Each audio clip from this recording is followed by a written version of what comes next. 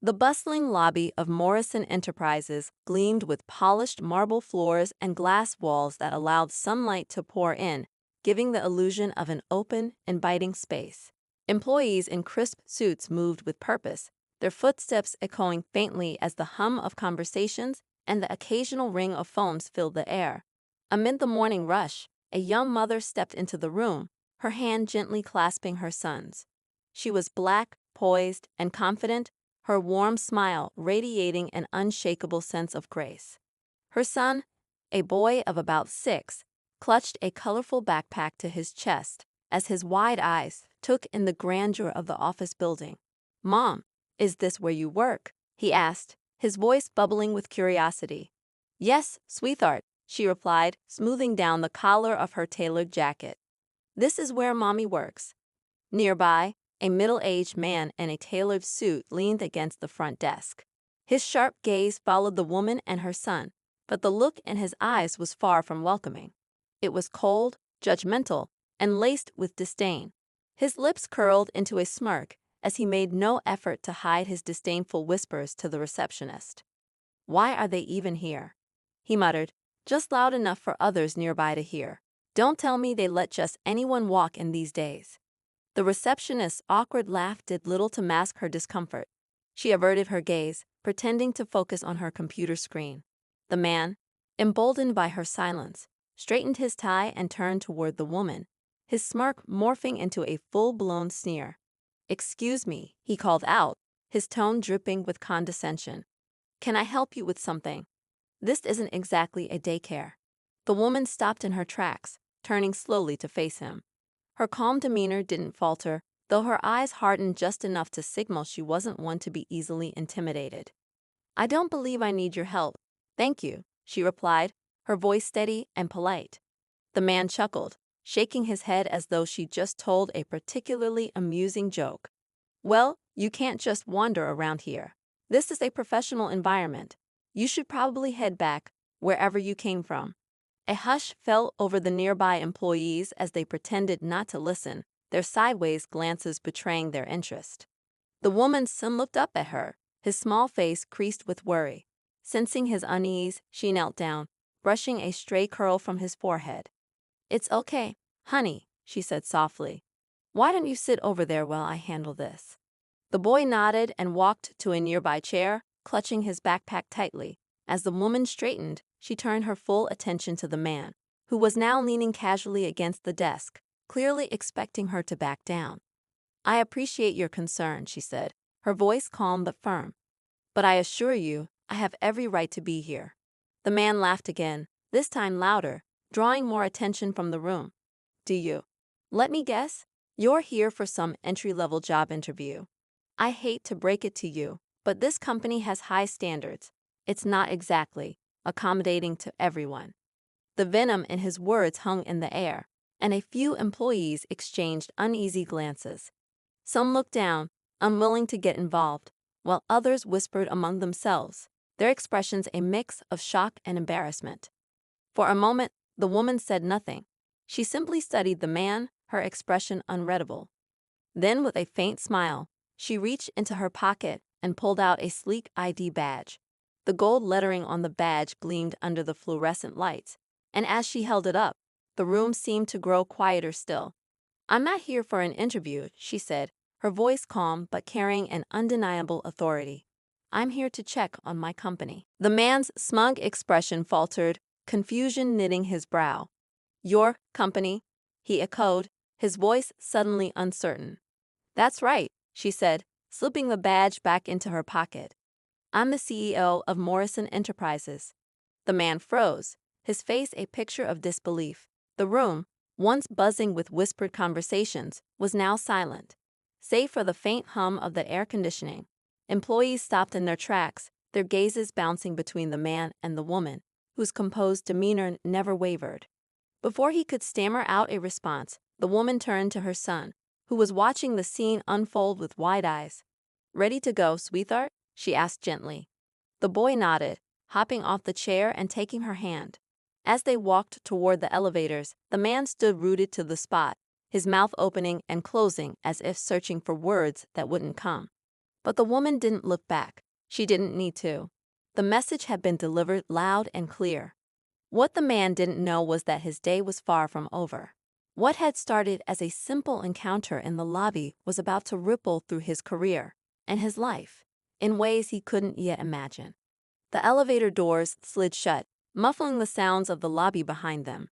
Inside, the boy looked up at his mother, curiosity sparking in his big brown eyes. "Mommy, why did that man say those mean things to you?" She knelt down to his level, smoothing his jacket with a tender hand. "Sometimes, sweetheart, people don't understand how to treat others with kindness. But we don't let their words change who we are, okay?" He nodded slowly, though his small face still carried a shadow of confusion. "Does that mean he's a bad person?" She paused, considering her words carefully. "Not bad, exactly. Sometimes people make bad choices or have wrong ideas, but everyone can learn and grow if they're willing to." The boy seemed to accept this answer, and as the elevator chimed, announcing their arrival at her floor, he reached out to hold her hand again. Together, they stepped out into the executive suite, where wide hallways led to spacious offices.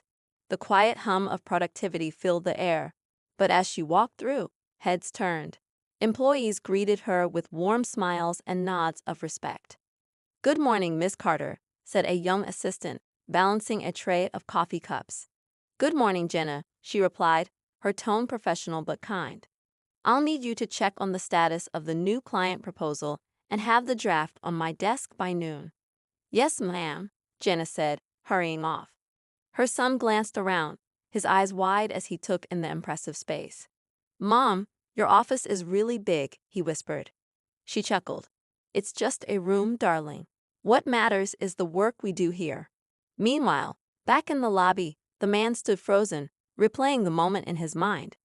The smug confidence he carried minutes earlier had evaporated, replaced with a gnawing sense of embarrassment. "The CEO?" he muttered under his breath. One of his colleagues sidled up to him, suppressing a grin. "Didn't you know? That's Naomi Carter. She's been running the company for years." Naomi Carter. The man's face paled as recognition dawned. He'd heard the name before, of course he had.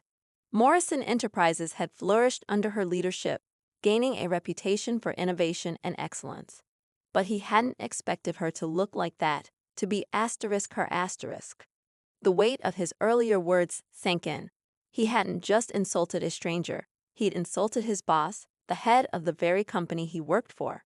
Panic prickled at the edges of his composure as he realized how precarious his position had suddenly become. Upstairs, Naomi settled her son in a small corner of her office, where a stack of books and some drawing supplies waited. "You can play here while I work, okay?" she said, kissing his forehead. "Okay," he replied, already flipping through one of the books. Naomi sat at her desk, her sharp mind shifting focus to the tasks ahead. But the encounter in the lobby lingered in the back of her mind. It wasn't the first time she faced prejudice, and she knew it wouldn't be the last. Still, something about the man's demeanor struck a chord. It wasn't just the blatant disrespect, it was the arrogance, the way he'd assumed he knew her worth before even speaking to her. She pushed the thoughts aside for now. There was work to do, and her schedule was packed. Meetings, proposals, and strategy sessions awaited, and she couldn't afford to let one man's ignorance derail her focus. But the man in question couldn't stop replaying the scene. As the day wore on, he found himself increasingly distracted, the weight of his actions pressing down on him. He thought about his words, the dismissive tone he'd used, and the look on her face when she revealed who she was. He had misjudged her entirely, and now he was left grappling with the consequences. By lunchtime, whispers about the morning's encounter had spread throughout the office. Employees exchanged knowing glances, some suppressing laughter, others shaking their heads in disbelief. The man felt their eyes on him as he moved through the halls, their unspoken judgments heavy in the air. He found himself wandering, his thoughts a jumbled mess. Finally, he ended up outside Naomi's office. The door was slightly ajar, and he could hear her voice inside, calm and authoritative as she spoke on a conference call. He hesitated, unsure of what he planned to do, but before he could decide, the door opened. Jenna stepped out, nearly bumping into him. "Oh, Mr. Peterson," she said, startled. "Did you need something?" He glanced past her into the office, where Naomi was sitting at her desk, completely focused on her work. Her son sat nearby, coloring quietly. The scene was a stark contrast to the tense confrontation in the lobby that morning. I, he fumbled for words, then shook his head. "No, it's fine." Jenna raised an eyebrow, but said nothing, walking away. Peterson stood there for a moment longer, then turned and left, his mind churning with thoughts he couldn't quite articulate. As the afternoon wore on, Naomi's son grew restless. "Mommy, can we go home soon?" he asked, tugging at her sleeve. "Soon, sweetheart," she promised, glancing at the clock. "Just a little longer." But as she turned back to her work, there was a knock at the door. Naomi looked up, her expression neutral. "Come in." The door opened, and there stood Peterson, his usual confidence replaced with a tentative awkwardness. He stepped inside, clutching a folder to his chest like a shield. "Miss Carter," he began, his voice hesitant. "I wanted to apologize for earlier." Naomi leaned back in her chair, her gaze steady. "Go on." He swallowed hard, clearly uncomfortable. "I didn't realize who you were, and I spoke out of turn. It was unprofessional, and I'm sorry." Her expression didn't change. "You didn't realize who I was," she repeated, her tone measured. "Does that mean you would have treated me differently if you had?" Peterson opened his mouth, then closed it again, struggling to find an answer. I didn't mean." Naomi held up a hand, stopping him. "Let me save you the trouble. The issue isn't that you didn't know who I was. The issue is that you judged me based on your own assumptions, without taking a moment to consider that I might belong here just as much as you do." Peterson's face burned with shame. "You're right," he admitted quietly. "I was wrong." She studied him for a moment, then nodded. "Apology accepted, but I hope you'll take this as a lesson. It's not enough to apologize after the fact. You need to reflect on why you made those assumptions in the first place, and how you can change that going forward." "I will," he promised, his voice sincere. Naomi's son watched the exchange with wide eyes, his small hand clutching a crayon.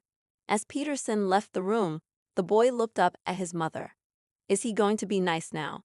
She smiled and pulled him close. "I hope so, sweetheart. I really hope so."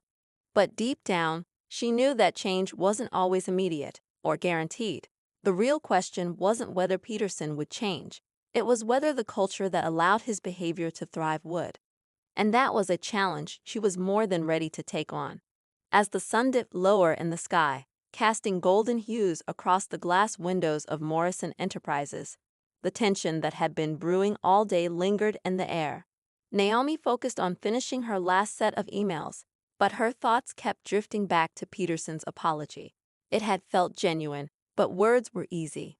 Actions were what truly mattered, and she couldn't shake the feeling that this wasn't the end of the story. Down in the break room, Peterson sat alone at a table, his untouched cup of coffee growing cold. He replayed the morning's events over and over, each detail cutting deeper. He had worked at the company for years, climbing the ranks through sheer determination. But now, for the first time, he questioned what that climb had cost him. Had he been blind to the experiences of others? Had he let prejudice cloud his judgment without realizing it? A small group of employees entered, laughing softly as they grabbed snacks from the vending machine.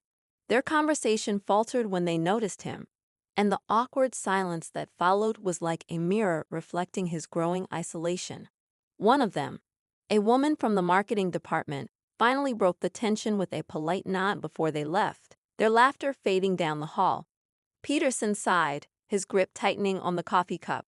He didn't want to be seen as the office villain, but he couldn't deny he had earned that perception today. He needed to find a way to make things right, not just with Naomi, but with himself. Meanwhile, in Naomi's office, her assistant Jenna returned with updates on the client proposal. Naomi reviewed the documents carefully, occasionally glancing at her son, who was now drawing a colorful cityscape. His innocence reminded her why she worked so hard, why she fought against the kind of ignorance she had faced that morning. She wanted to leave the world better than she had found it, for him and for others like him. But her focus was broken when her phone buzzed. The name on the screen made her eyebrows lift slightly. It was Mr. Bernard, the chairman of the board. His calls were rare, and they usually meant something important or complicated. "Good evening, Mr. Bernard," she answered, her tone professional. "Naomi?" His deep voice rumbled. "I've been hearing whispers about an incident in the lobby this morning. Something about an employee and an uncomfortable exchange." Naomi leaned back in her chair, her fingers tightening slightly around the phone. "Yes, there was an incident. I handled it." "I'm sure you did," Bernard said carefully. "But you know how these things can escalate. The board likes to avoid unnecessary attention, especially when it comes to internal conflicts." Naomi's jaw tightened. She understood the subtext. The board wanted to protect the company's reputation, even if it meant sweeping uncomfortable truths under the rug.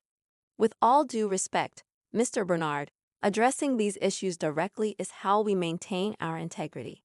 Ignoring them only makes matters worse." There was a pause, then a low sigh. "I trust your judgment, Naomi, but keep me in the loop. We don't want this turning into something bigger than it needs to be." "Understood," she replied, though her mind churned with unspoken thoughts as she ended the call. After she hung up, she glanced at her son, who was now humming softly to himself as he colored. His innocence was a reminder of the stakes. The challenges she faced as a Black woman in a leadership position were not just personal, they were systemic. And if the company wasn't willing to confront those challenges head-on, how could it ever truly claim to be a leader in innovation and progress?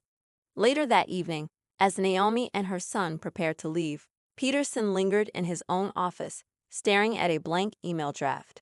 He had started writing an apology several times but couldn't find the right words. He didn't want to come across as insincere or make things worse. Frustrated, he deleted the draft and leaned back in his chair. A knock at his door startled him. He looked up to see Jenna standing there, her expression neutral. "Mr. Peterson, do you have a moment?" He nodded, motioning for her to come in. She hesitated, then closed the door behind her. "I don't mean to overstep, but I heard about what happened this morning." Peterson tensed, bracing himself for another wave of judgment. "I know. It was a mistake, a big one." Jenna studied him for a moment, then sat down across from him. "It was, but mistakes can be opportunities if you're willing to learn from them." He frowned. "Do you think I'm some kind of monster?" "No," she said simply. "I think you're human, and like all of us, you have blind spots. The question is, what are you going to do about it?" Her words struck a chord, and he nodded slowly. "I don't know where to start." "Start by listening," she suggested. "Really listening. There's a lot you can learn from Ms. Carter, if you're willing to put in the effort." Peterson considered this as Jenna stood to leave. Her parting words lingered in the air like a challenge. "You've got a chance to make things right. Don't waste it." The next day, Peterson arrived early, determined to begin anew. He spent the morning observing, listening to the conversations around him, and reflecting on his behavior. He noticed things he had overlooked before: the diversity among his colleagues, the subtle ways people supported each other, and the quiet resilience that underpinned the company's success. At lunchtime, he mustered the courage to visit Naomi's office again. This time, he knocked and waited for her permission to enter. When she looked up, her expression was calm but guarded. "Ms. Carter," he began, stepping inside. "I wanted to thank you for giving me a second chance." Her gaze remained steady. "Everyone deserves a chance to grow, Mr. Peterson. But it's up to you what you do with it." "I understand," he said earnestly. "I've started reflecting on my actions and the assumptions I made. I know I have a lot to learn, and I'm committed to doing better." Naomi studied him for a moment, then nodded. "Good. Growth takes time, but it's worth the effort." As Peterson left her office, he felt a small weight lift from his shoulders. But the real work was just beginning, for both of them. Naomi knew that creating lasting change required more than just personal growth. It demanded systemic shifts, accountability, and a willingness to confront uncomfortable truths. In the days that followed, the tension in the office began to shift. Conversations about inclusion and respect became more open. Naomi's leadership continued to shine, inspiring others to reflect on their own biases and assumptions. But the road ahead was long, and not everyone was ready to embrace change. For Naomi, The incident in the lobby was a reminder of the battles she had fought and the ones still to come. But as she watched her son play in her office, his laughter filling the room, she felt a renewed sense of purpose. She wasn't just leading a company. She was shaping a future where every person, regardless of their background, could walk through the doors with their head held high. The days passed, but the weight of the lobby incident lingered in the office. Peterson was making a visible effort to change. He volunteered for projects outside his comfort zone, sought feedback from colleagues, and even signed up for a diversity and inclusion workshop the company offered. While some employees noticed his attempts and appreciated them, others remained skeptical. Words and small gestures were one thing, but real change required consistency and time. Naomi, ever observant, kept an eye on him, noting his progress but withholding judgment. One afternoon, the tension bubbling beneath the surface finally began to crest. Naomi was in a meeting with her executive team, presenting the latest strategic initiatives to the board. It was a high-stakes moment, with the future of a major partnership hanging in the balance. The room buzzed with energy as slides were presented, questions were fielded, and decisions were debated. Just as Naomi began outlining her proposal, the conference room door opened unexpectedly. A junior associate entered, breathless and pale. "I'm so sorry to interrupt," she said, clutching a tablet. "But there's an issue downstairs. A reporter is in the lobby asking questions about the incident." The room fell silent. Naomi set down her laser pointer and stood, her face calm, but her eyes sharp. "What kind of questions?" "They're asking about discrimination at Morrison Enterprises," the associate said, clearly uncomfortable, "and they've been speaking with some of the staff." The board members exchanged uneasy glances. Mr. Bernard, sitting at the head of the table, leaned forward. "Naomi, we can't afford negative press. Handle this quickly and discreetly." Naomi didn't respond immediately. Her mind was already turning, weighing her options. She could downplay the incident, as the board seemed to prefer, or she could confront it directly, risking potential fallout but staying true to her principles. "Excuse me for a moment," she finally said, her voice steady. "I'll address this personally." She left the room, her heels clicking against the polished floors as she headed toward the elevator. On the way down, her assistant Jenna caught up to her. "What's the plan?" Jenna asked, her voice low. "We don't hide," Naomi replied simply. "Not from the truth." When they arrived in the lobby, Naomi spotted the reporter immediately, a sharp-eyed woman with a microphone in hand, her cameraman standing nearby. Peterson was there too, hovering near the reception desk with a look of growing dread. He caught Naomi's eye, and she could see the panic in his expression. The reporter turned as Naomi approached, her demeanor shifting into polished professionalism. "Miss Carter, I was hoping to get a comment about an alleged incident involving one of your employees. Would you care to address it?" Naomi's son, who had been trailing behind her, squeezed her hand. She gave him a reassuring nod before turning back to the reporter. "Of course," she said calmly. "I'm happy to discuss it." The reporter raised an eyebrow, clearly surprised by her openness. "There are claims of a discriminatory interaction that occurred here. Can you confirm or deny these allegations?" Naomi straightened her shoulders, her voice firm but measured. "What I can confirm is that an incident did occur, and it was addressed immediately. At Morrison Enterprises, we are committed to fostering an environment of respect, inclusion, and accountability. When issues arise, we face them head-on because we believe that's the only way to grow and improve." Peterson shifted uncomfortably in the background, his face pale. The reporter seemed to notice him and directed her next question toward Naomi. "And do you believe the employee involved has taken responsibility for their actions?" Naomi glanced at Peterson, her expression unreadable. Then she looked back at the reporter. "I believe everyone has the capacity to grow, and it's our responsibility as leaders to create opportunities for that growth. What matters most is not where we start, but the steps we take to move forward." The reporter nodded, her interest clearly piqued. "Do you think incidents like this reflect broader issues within the company?" Naomi didn't flinch. "Every organization has room for improvement, and ours is no exception. The difference lies in how we choose to respond. At Morrison Enterprises, we hold ourselves accountable, not just for our successes, but for our failures as well. That's how we build trust and create lasting change. The room was silent for a moment, the weight of her words sinking in. The reporter, seemingly satisfied, turned back to her cameraman. "Thank you for your time, Ms. Carter." As the reporter and her team packed up, Peterson approached Naomi cautiously. His voice was quiet, almost hesitant. "Miss Carter, I didn't mean for any of this to happen."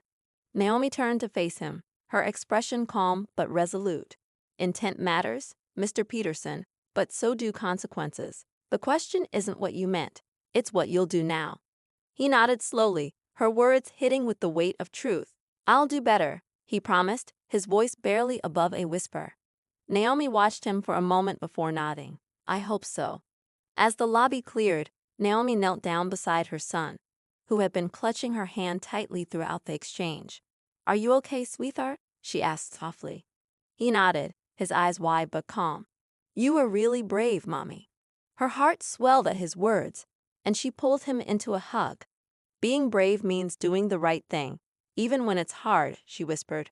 "Always remember that." But even as she held him close, the tension in her chest didn't ease. The confrontation in the lobby had been a battle, but the war for real change, within the company and beyond, was far from over. And Naomi knew that the toughest challenges often came when the spotlight faded and the hard work truly began. As Naomi stood in the quiet lobby, her son's arms still wrapped around her, a familiar voice broke the silence. "Miss Carter." She looked up to see Mr. Bernard stepping out of the elevator, his face carefully composed, though his sharp eyes betrayed a hint of unease. "May I have a word with you?" Naomi straightened, her professional mask sliding back into place. "Of course," she said, glancing briefly at Jenna, who nodded and led her son toward the seating area to keep him occupied. Bernard gestured toward a small meeting room off the lobby, and once inside, he closed the door with a soft click. He turned to face her, his expression unreadable. "I saw the exchange with the reporter. You handled yourself well, as always." "Thank you," Naomi replied, her tone measured. It was important to address the situation transparently. Bernard's lips pressed into a thin line. "Transparency is valuable, but it can also complicate things. We've received a notice from one of our major clients, a government contract no less. They've expressed concerns about the incident and how it reflects on our leadership." Naomi's stomach sank slightly, but her face remained impassive. Concerns based on what? The incident was an isolated matter, handled promptly and appropriately. "They're framing it as a question of company culture," Bernard explained, his voice low. "The perception that an employee could act in such a way reflects poorly on us, regardless of how you've managed it. They're considering pausing negotiations on the contract until they're satisfied we've taken corrective measures." The words hit like a blow, but Naomi refused to let it show. That contract represented a significant portion of Morrison Enterprises' future. Losing it could derail not only key projects but also her plans to implement systemic changes within the company. "And what measures are they expecting?" she asked carefully. "They want a review of our hiring practices, sensitivity training for leadership, and a detailed report on how we'll prevent incidents like this from happening again." Bernard sighed, his gaze narrowing slightly. "But between you and me, some members of the board think this is a good opportunity to consider other adjustments to leadership.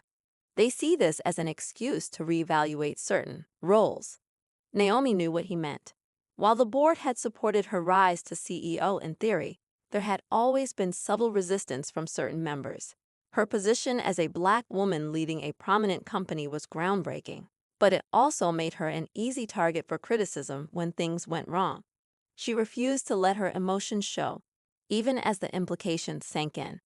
"Is that their solution?" she asked coolly, to shift blame instead of addressing the real issues. Bernard hesitated, then offered a small shrug. "I don't make the decisions, Naomi. I'm just telling you what I've heard." The words hung in the air, and Naomi realized that the stakes were higher than she had anticipated. It wasn't just about repairing the company's image, it was about protecting everything she had built.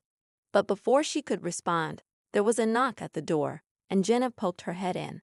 "I'm sorry to interrupt," Jenna said, her voice tight, but you need to see this. Naomi and Bernard exchanged a look before following Jenna back into the lobby. She led them to a tablet set up at the front desk, where a live feed from social media was displayed. A video of the morning's incident in the lobby had surfaced, taken from a bystander's phone. The clip, though brief, captured Peterson's mocking words and Naomi's calm but firm response. It was already gaining traction, with hundreds of comments pouring in, some supportive, others critical. Naomi scanned the screen, her jaw tightening as she read through the posts. People were dissecting the incident, forming opinions based on a few seconds of footage without understanding the full context. And among the comments, she noticed several referencing her leadership in the company, some questioning it, others praising her poise, but suggesting she had been too soft on Peterson. "This complicates things further," Bernard muttered, his brow furrowing. "If this goes viral, it could attract even more scrutiny." Naomi took a deep breath, steadying herself. "It's not the narrative we want, but it's an opportunity," she said firmly. "We can use this to show that we're not afraid to confront challenges head-on." Bernard didn't look convinced, but before he could respond, a commotion near the elevators drew their attention. Peterson was standing there, surrounded by a small group of employees. His expression was tense, and his voice carried across the lobby as he tried to explain himself. "I know what I did was wrong," Peterson was saying, his tone earnest but strained. "I've been trying to make amends, but it feels like no matter what I do, it's not enough." One of the employees, a young man from the IT department, folded his arms. "It's not just about you apologizing, Peterson. It's about proving that you've changed, and that the company supports that change." Peterson's shoulders sagged slightly, but before he could respond, Naomi stepped forward, her presence commanding immediate attention. The group fell silent as she addressed them. "Accountability is a process," she said, her voice steady. "It's not about one moment or one action. It's about consistent effort over time." Peterson has taken the first steps, but it's up to all of us to foster an environment where growth is possible. The employees exchanged uncertain glances, and Naomi continued, her tone firm but compassionate. "Change isn't easy, but it's necessary. And it starts with recognizing that we all have a role to play. This company is only as strong as the values we uphold together." Her words seemed to resonate, and the group gradually dispersed, though the tension in the air remained palpable. Peterson lingered, looking both relieved and overwhelmed. He approached Naomi hesitantly once the others had gone. "Thank you," he said quietly, "for stepping in." Naomi met his gaze, her expression unreadable. "This isn't about me defending you, Peterson. It's about making sure the focus stays on progress, not division. But don't mistake that for leniency. You still have work to do." He nodded, swallowing hard. "I understand." As Naomi watched him walk away, she felt the weight of the situation pressing down on her. The stakes had risen, and the conflict was no longer just about her and Peterson. It was about the culture of the company, the expectations of the board, and the scrutiny of the world outside. The path forward was fraught with challenges, and Naomi knew that the next move she made could either solidify her legacy or unravel everything she had worked for. The weeks following the incident were tense but transformative.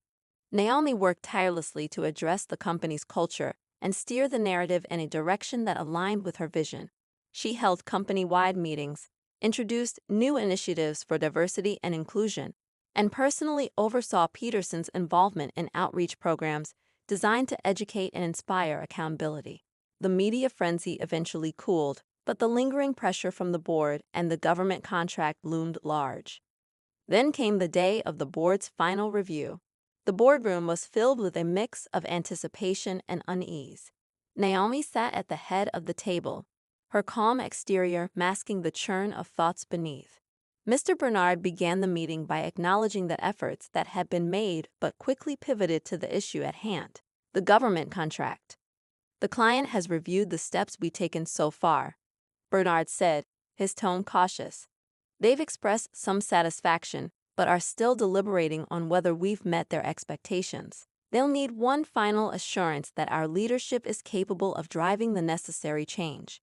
Naomi knew this was a pivotal moment. The weight of her decisions, her leadership, and her vision for the company all hung in the balance. As she prepared to speak, the door to the boardroom opened, and to everyone's surprise, a man walked in. It was the CEO of the government agency tied to the contract, accompanied by a small entourage. "I hope I'm not interrupting," he said, his voice carrying an air of authority. "But I thought it was time I addressed the board directly." The room was stunned into silence. Naomi stood to greet him, her professional demeanor firmly intact. "Mr. Gaines, we weren't expecting you." He smiled faintly. "I've been following this situation closely. It's not every day that you see a company willing to confront its flaws so openly." Bernard, looking nervous, gestured for Mr. Gaines to take a seat. "We've been working diligently to ensure the highest standards of integrity," Bernard said quickly. "Naomi here has been leading that effort." Gaines turned his attention to Naomi, his gaze steady but thoughtful. "I've seen the changes you've implemented, the transparency, the programs, the public acknowledgement of what happened. It's impressive. But I need to ask you something directly, Ms. Carter. Why did you handle the situation the way you did? You could have buried it, downplayed it, or shifted the blame. Why take the harder path?" Naomi met his gaze without hesitation.